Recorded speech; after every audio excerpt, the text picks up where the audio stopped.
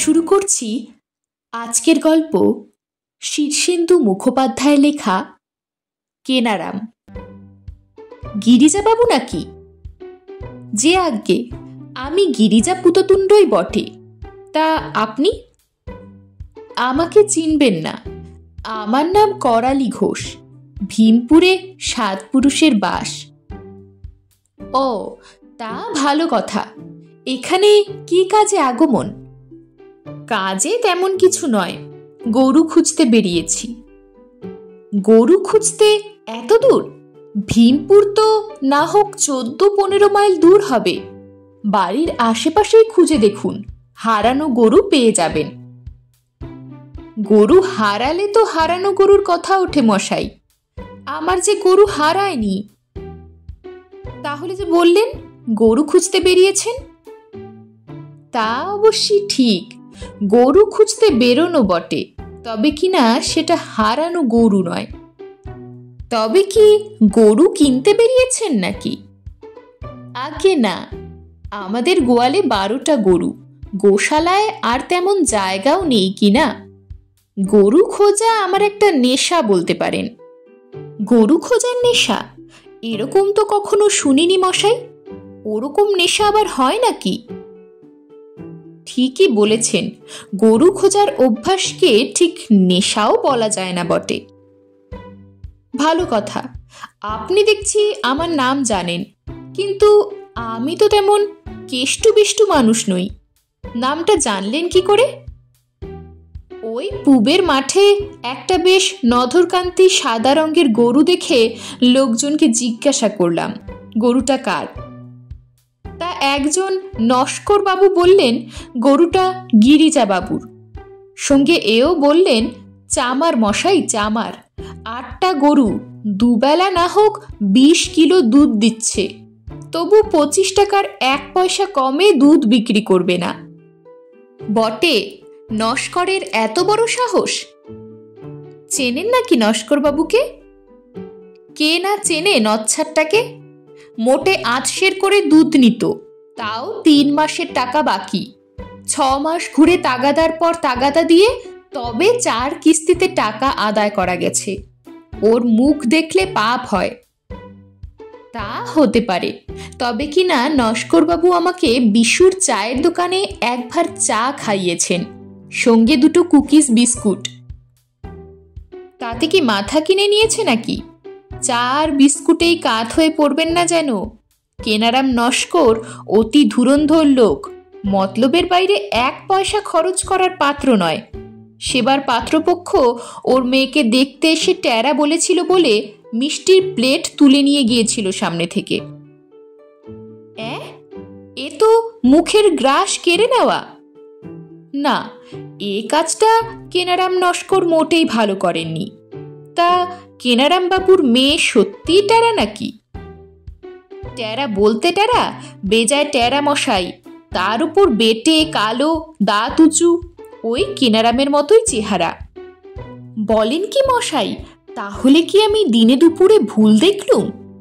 কেনারাম নস্করকে তো আমার দিব্যি ফর্সা বলেই মনে হলো, আর বেটে তো নন, দিব্যি লম্বা চেহারা। ট্যারা কিনা সেটা অবশ্যই ভালো করে লক্ষ্য করিনি, নয় বলেই যেন মনে হচ্ছে। তা সে যাই হোক, কেনারাম মানুষ মোটেই ভালো নয়। ওর সঙ্গে আপনি মোটেই মেলামেশা করতে যাবেন না যেন। এই গায়ে তো এক ঘরে। গরু খুঁজতে বেরিয়ে কি মুশকিলে পড়া গেল মশাই? কেন, মুশকিলটা কিসের? প্রথম মুশকিল হলো মানুষের খিদে তেষ্টা বলে একটা ব্যাপার আছে। তারপর ধরুন পেট পুড়ে খেলে দুপুরে আমার বড্ড ঘুম পায়। তার উপর নরম বিছানা না হলে আমার মোটে ঘুমই আসে না। তা কেনারাম বাবু পই পই করে বলে দিয়েছেন আজ মধ্যাহ্ন ভোজনটা যেন আমি তার বাড়িতেই সারি। কিন্তু আপনার কথা শুনে তো বড় দমে গেলুম মশাই। কেনারাম নস্কর যে এত খারাপ লোক তা জানা ছিল না আমার। কিন্তু মধ্যাহ্ন ভোজটা কি তাহলে আজ উজ্জ রাখতে হবে? গিরিজাবাবু ফুঁসে উঠে বললেন, তার মানে উজ্জ রাখলেই হলো? গায়ের একটা মান ইজ্জত নেই? বলি কেনারাম কি বা খাওয়াতো আপনাকে শুনি? মোটা চালের ভাত, পাতলা জলের মতো ডাল, পুঁটি মাছের ঝোল আর বড়জোর এক টুকরো লেবু। এত খারাপ? তবে আর বলছি কি, চলুন আমার বাড়িতে চলুন। সরু চালের ভাত, গাওয়া ঘি, বেগুন ভাজা, সোনা মুগের ডাল, মাছের মুড়ো, পাঁঠার মাংস, এক বাটি পায়েস, চলবে তো? কষ্টে সৃষ্টে চলে যাবে, তবে কিনা ডালের পাতে একটু ভাজাভুজি না হলে আমার চলে না। খুব হবে, গাছে বকফুল, কুমড়ো ফুল আছে, তাই দিয়ে বড়া, তারপর পটল আছে, কুমড়ো আছে, আর চাই কি আপনার? আসুন তো মশাই, লজ্জা করবেন না। আহা, এত উতলা হবেন না, বেলাও বেশি হয়নি, মাত্র 11:15 বাজে। মহাজনেরা কি বলেছেন জানেন তো? ভাবিয়া করিও কাজ, করিয়া ভাবিও না। আহা, কান জুড়িয়ে গেল। মহাপুরুষরা যে কত ভালো ভালো কথা বলেন তার হিসেব নেই। তা করালি বাবু, কথাটা উঠল কেন? না, ভাবছিলাম কেনারাম নস্করের মতো একজন কেষ্টবিষ্টু মানুষকে চটানোটা উচিত হবে কিনা। কেষ্টবিষ্টু? কেনারাম আবার কেষ্টবিষ্টু হলো কবে? এই যে কানাঘুষো শুনলুম, তার নাকি 3 তলা বাড়ি, বিরাট আম বাগান, 300 নারকেল গাছ, 200 বিঘে ধান জমি আর হিমঘর আছে। ফোপরা মশাই, ফোপরা। বেলুন দেখেননি? লাল, নীল, সবুজ, দিব্যি নিটোল আকৃতি, হাওয়া বের করে দিলেই একটুখানি। কেনারামও তাই, ভালো করে খোঁজ নিয়ে দেখুন গে, সব মর্টগেজে বাঁধা আছে। আপনি তো মুশকিলে ফেলে দিলেন মশাই। কেনারাম বাবুর ছেলে সাতকড়ির সঙ্গে যে আমার মেয়ের বিয়েরও একটা প্রস্তাব আজ সকালে দিয়ে বসলেন উনি। বলেন কি?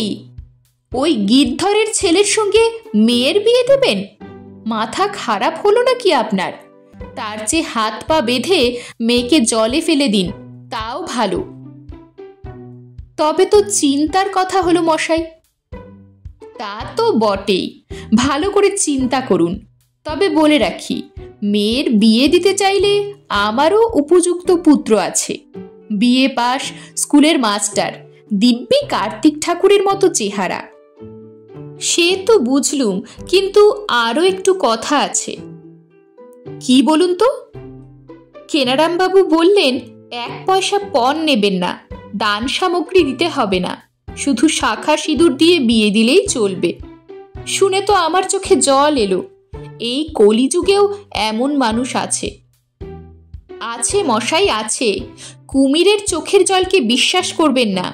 কেনারাম নিশ্চয়ই অন্য মতলব এঁটে রেখেছে। আর পণের কথা বলছেন? পণকে তো আমি গোমাংস বলে মনে করি। আর দান সামগ্রী, ছি, ওসব কি ভদ্রলোকেরা নেয়? গিরিজাবাবু, আপনি আমাকে ছলনা করছেন না তো? আরে না মশাই, না, কথা একেবারে পাকা, নড়চড় নেই।